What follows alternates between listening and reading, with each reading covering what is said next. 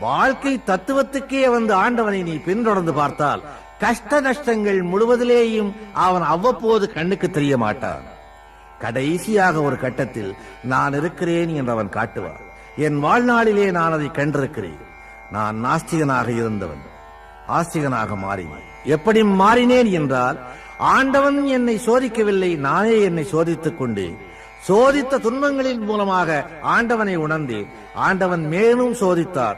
ஏற்கனவே இந்த சோதனையில் எனக்கு ஒரு பக்குவம் இருந்த காரணத்தாலே சிக்கன பிடித்தேன், தேவனே உன்னை செய்வதென்று இனி அறியேனே என்று பின்னாலே தொடர்ந்தேன். இன்று எனக்கு ஒரு தைரியம் இருக்கிறது, நிம்மதி இருக்கிறது, துணிச்சல் இருக்கிறது. மரணத்தை பற்றிய பயம் அற்று போய்விட்டது. மரணத்தின் பின்னாலே மோட்சமோ நரகமோ எங்கே போனாலும் கூட கண்ணன் துணையிருப்பான் என்ற நம்பிக்கை பிறக்கிறது. நம்பிக்கை நம்பிக்கை ஒரு ஹிந்துவுக்கு கடைசி வரை கை கொடுப்பது அதுதான். ஸ்ரீ கிருஷ்ணார்ப்பணம்.